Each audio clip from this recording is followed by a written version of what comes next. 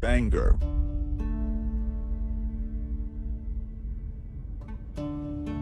Maine, United States.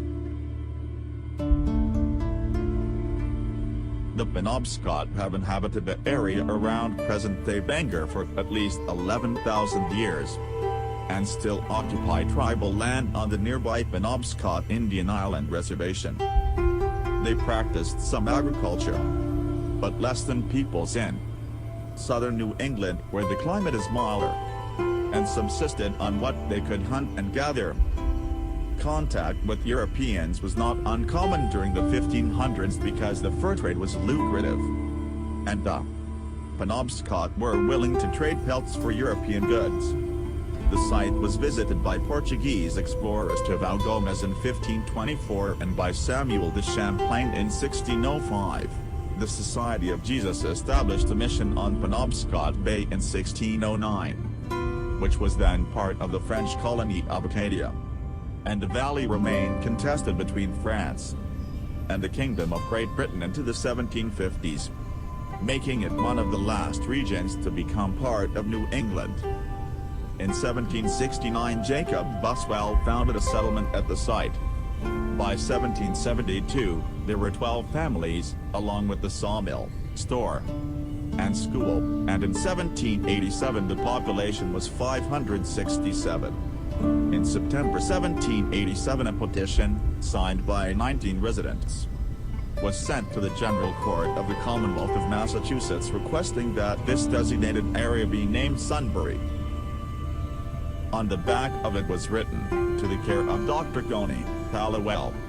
This petition was rejected before October 6, 1788, as the town referred to itself as Penobscot River, West Side.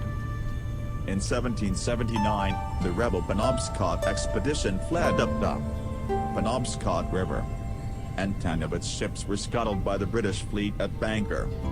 The ships remained there until the late 1950s, when construction of the Joshua Chamberlain Bridge disturbed the site. 6 cannons were removed from the river bed, 5 of which are on display throughout the region. One was thrown back into the river by area residents angered that the archaeological site was destroyed for the bridge construction. In 1790, the Kansaskia plantation could no longer defer incorporation from the General Court of Massachusetts, and in June Reverend Seth Noble hand-delivered the petition for incorporation to the State House in Boston. He left the name for the town blank so he could obtain tentative approval. He chose the name of a popular hymn known to be a favorite of Governor John Hancock. He then wrote in Bangor. The incorporation was received on February 25, 1791 and was signed by John Hancock. During the War of 1812, Bangor and Hampton were looted by the British. Maine was part of the Commonwealth of Massachusetts until 1820, when it voted to secede from the state and was admitted to the Union under the Missouri Compromise as the 23rd state. Bangor was near the lands disputed during the Aroostook War, a boundary dispute with Britain in 1838–39. The passion of the Aroostook War signaled that increasing role lumbering and logging were playing in the Maine economy, particularly in the central and eastern sections of the state. Bangor rose as a lumbering boom town in the 1830s, and a potential demographic and political rival to Portland, Maine.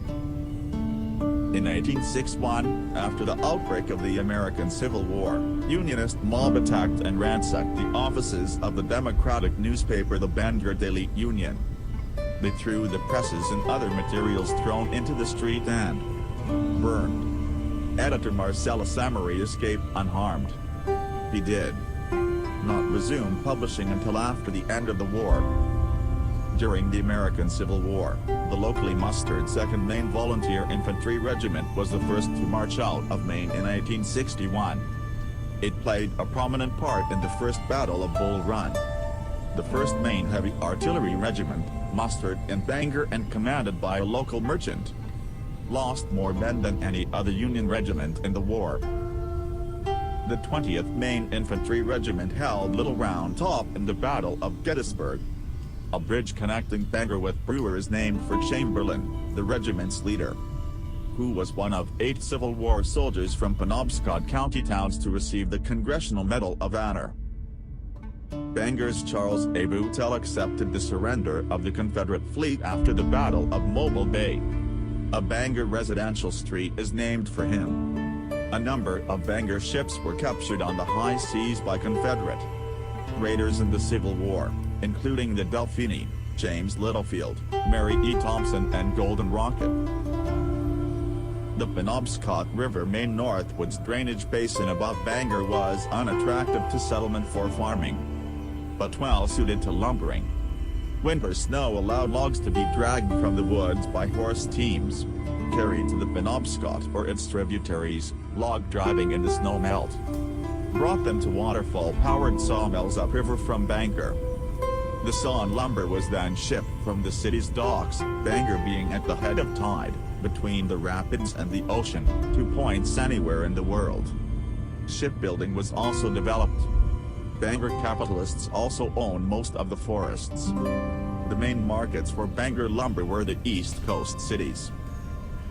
Much was also shipped to the Caribbean and to California during the Gold Rush, via Cape Horn, before sawmills could be established in the West. Bangorians subsequently helped transplant the Maine culture of lumbering to the Pacific Northwest, and participated directly in the Gold Rush themselves. Bangor, Washington, Bangor, California, and Little Bangor, Nevada, are legacies of this contact. By 1860, Bangor was the world's largest lumber port, with 150 sawmills operating along the river. The city shipped over 150 million board feet of lumber a year, much of it in Bangor-built and Bangor-owned ships.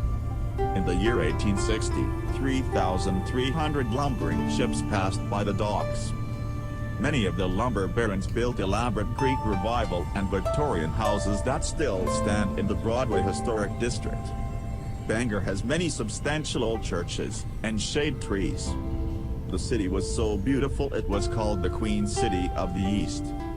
The shorter Queen City appellation is still used by some local clubs, organizations, events and businesses. In addition to shipping lumber, 19th century Bangor was the leading producer of moccasins, shipping over 100,000 pairs a year by the 1880s.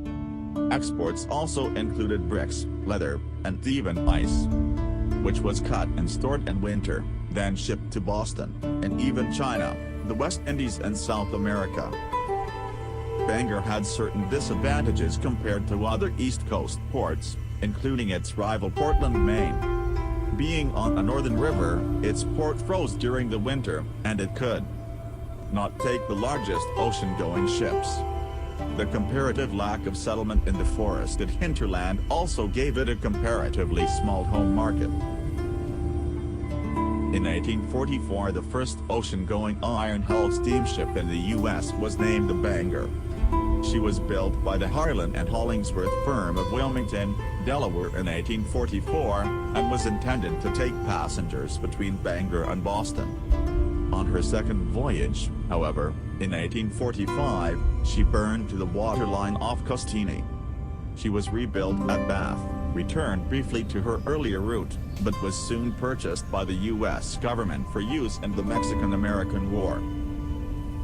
Bangor continued to prosper as the pulp and paper industry replaced lumbering, and railroads replaced shipping. Local capitalists also invested in a train route to Aroostook County in northern Maine, the Bangor and Aroostook Railroad, opening that area to settlement. Bangor's Hindley and Eagery Iron Works, later Union Iron Works, was a local center for invention in the 19th and early 20th centuries. A new type of steam engine built there, named the Endeavor, won a gold medal at the New York Crystal Palace exhibition of the American Institute in 1856. The firm won a diploma for a shingle-making machine the following year. In the 1920s, Union Iron Works engineer Don A. Sargent invented the first automotive snowplow. Sargent patented the device and the firm manufactured it for a national market. Today 33,039 people live in Bangor, 2010 census. Bangor looks like this now. Enjoy the pictures. Maine Discovery Museum is largest children's museum.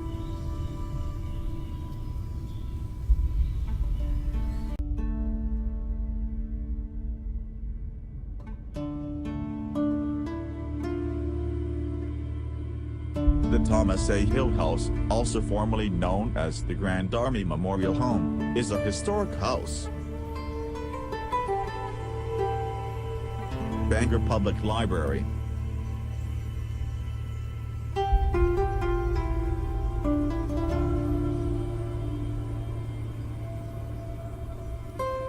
The Coal Land Transportation Museum is a depository of land transportation vehicles used on dirt roads as well as state and interstate highways in the U.S. state of Maine.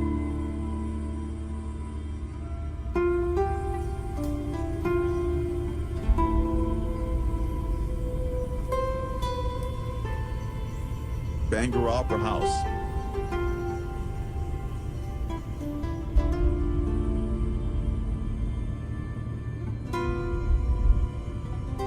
Thomas Hill Standpipe is a riveted wrought iron tank with a wood frame jacket located on Thomas Hill.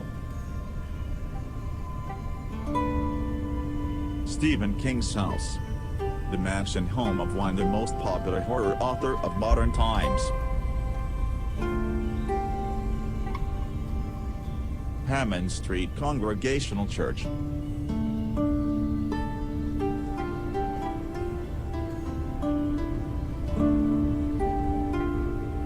St. John's Catholic Church.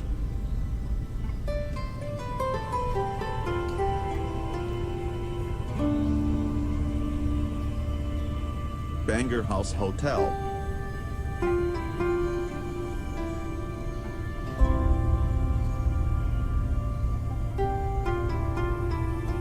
Mount Hope Cemetery is the second oldest garden cemetery in the United States.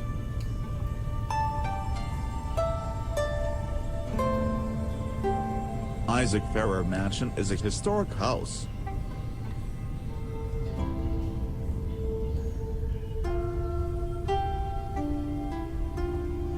Eastern Maine Insane Hospital.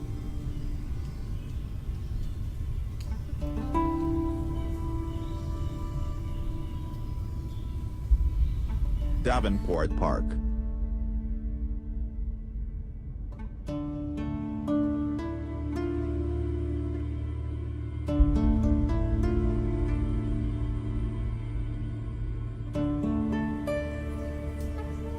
Bangor City Hall.